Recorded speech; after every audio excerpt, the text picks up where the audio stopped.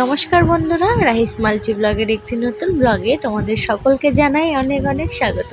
তোমরা সবাই কেমন আছো? ঈশ্বরের আশীর্বাদে নিশ্চয়ই তোমরা খুব ভালো আছো, আর আমরাও ভালো আছি। আজ রবিবার, আর এখন ঘড়িতে ঠিক 7টা বাজে।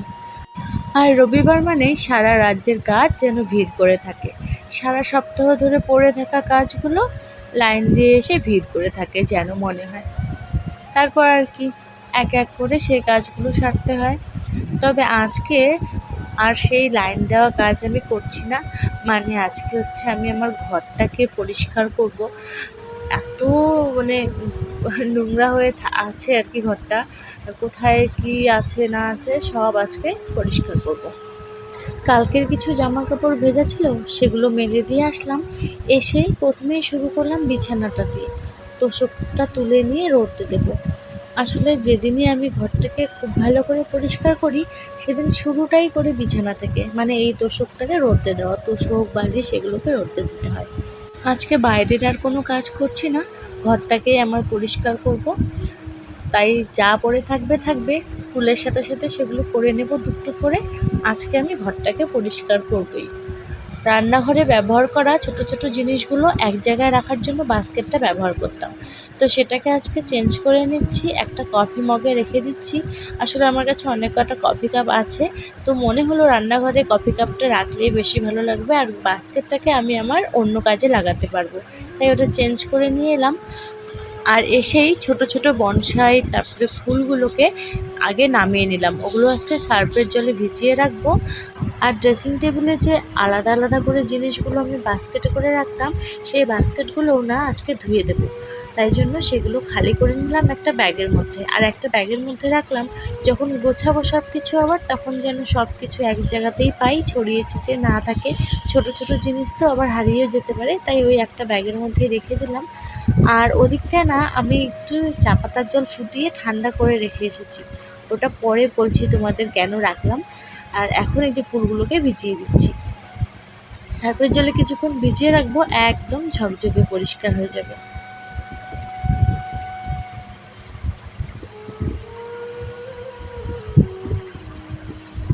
অনেক দিন হলো এই বাস্কেটগুলো এইভাবে ভালো করে ধুই না, অনেকটাই নোংরা হয়ে গেছিলো। ভালোই হলো, সব একবারে পরিষ্কার ঝকঝকে হবে। স্কুলে পড়ানোর আগে যখন বাড়িতে থাকতাম, তখন প্রায় কিছুদিন পর পরই আমি পরিষ্কার করে নিতাম। এখন আর সেভাবে সময় হয় না, আর স্কুল থেকে এসে কি তখন এসব করতে ইচ্ছে করে, তখন আর ভালো লাগে না, তাই করাও হয় না। তাই এই শনি রবিবারটাই পাই এইসব কাজের জন্য। ধুলোতে আমার এত অ্যালার্জি হয়, সমানে হাঁচি উঠতে থাকে, আর খুব অসুস্থ অসুস্থ লাগে।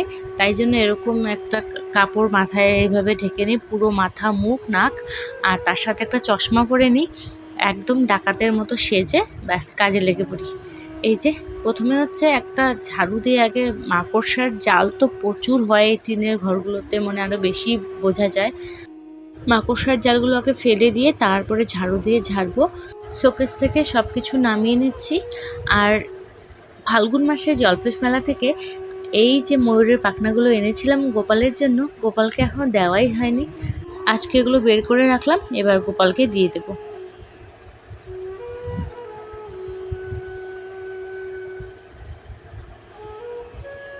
আর এই দেখো, টিনের ফাঁকাগুলোতে কী হারে মাকড়সার জাল হয়, এই দেখো এইভাবে ঝাড়ু ভিতরে দিয়ে দিয়ে বের করতে হয়। এবার ঝাড়ু দিয়ে আগে সব জায়গা ভালো করে পরিষ্কার করে নেব। আর যখন আমি ঘর পরিষ্কার করি, যেই জিনিসগুলো আমি সরাতে পারবো, সেই জিনিসগুলো আমি অবশ্যই সরিয়ে সরিয়ে নিয়ে আগে পরিষ্কার করে নিই।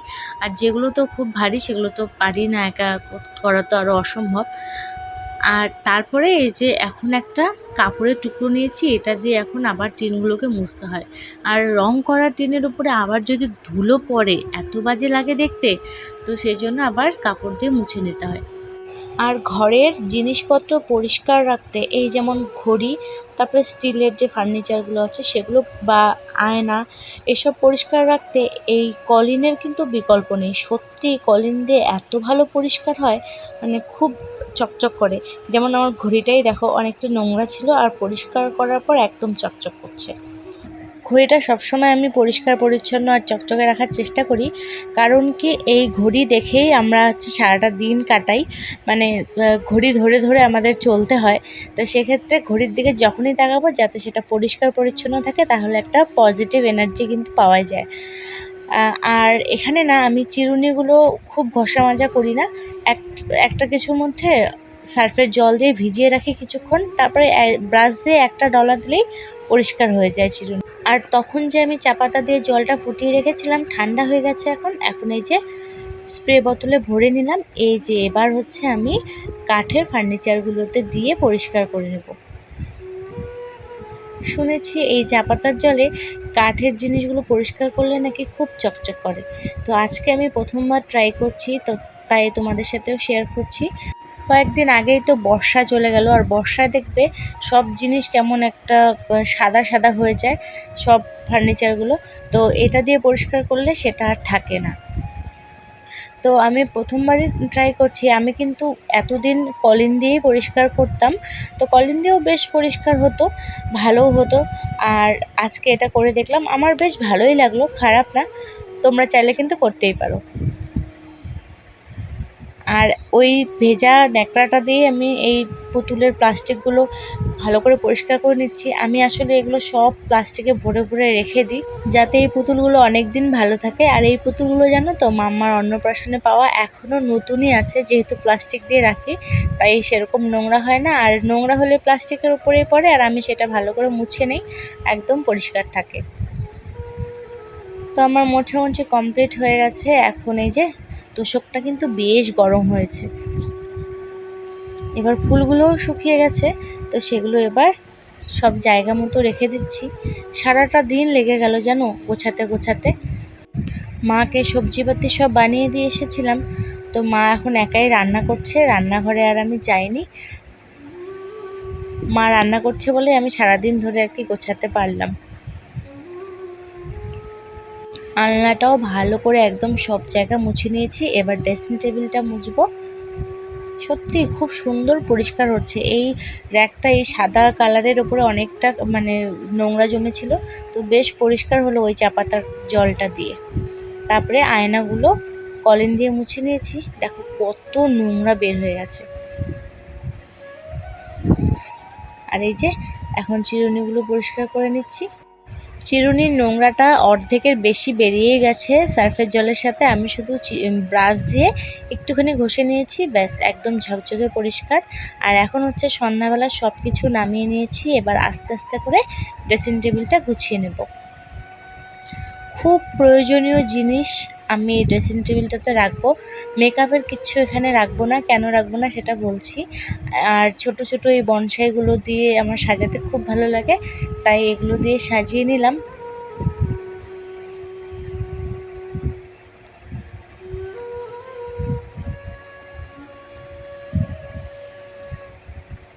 খুব প্রয়োজনীয় যেগুলো জিনিস সেগুলোই শুধু আমি ড্রেসিং টেবিলে রাখছি। আর এখানে আমার এটা হচ্ছে আমার গয়নার বাক্স, তো এটাতে আমার সমস্ত গয়নাগাটি থাকে। আর এখানে ফুলদানিগুলোও সাজিয়ে নিয়েছি, আর সমস্ত মেকআপের জিনিস আমি এই ব্যাগটাতে ভরিয়ে নিলাম। এগুলো চলে যাবে আমার দোকানে, মানে আমি একটা ছোট্ট মতো পার্লার খুলছি, তো সেখানে আমি এগুলোকে রাখবো, নিয়ে যাব। তাই এগুলো আর ড্রেসিং টেবিলে রাখলাম না, একবারে ওখানে নিয়ে যাব।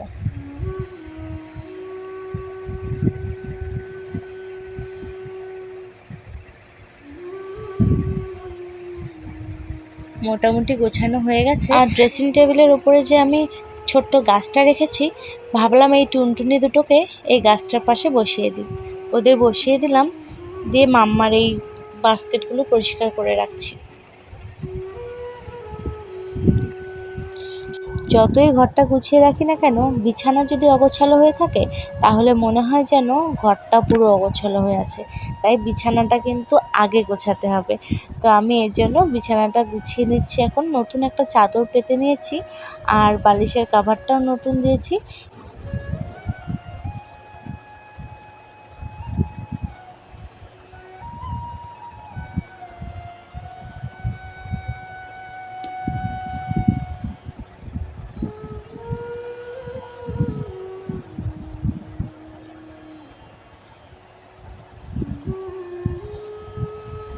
হয়ে গেছে আমার বিছানা গোছানো, মানে পুরো ঘরটাই আমি গুছিয়ে নিয়েছি। একটু জিনিসপত্রগুলো ওলটপালট করে একটু গুছিয়ে নিলাম, বেশ এখন ভালো লাগছে। চলো তোমাদের ঘরটা একটু দেখাই, তোমাদের কেমন লাগলো সেটা কিন্তু অবশ্যই জানাবে, একদম জানাতে ভুলবে না। আজকের ব্লগটাও তাহলে এখানে শেষ করছি, দেখা হচ্ছে অন্য একটি ব্লগে। ততক্ষণে তোমরা খুব ভালো থেকো, সুস্থ থেকো, সাবধানে থেকো। আর আমার ব্লগটা তোমাদের কেমন লাগলো সেটা কিন্তু অবশ্যই জানিও। যদি ভালো লেগে থাকে একটা লাইক করে দিয়ে আমার চ্যানেলটাকে সাবস্ক্রাইব করে দিয়ে আমার পাশে থেকো।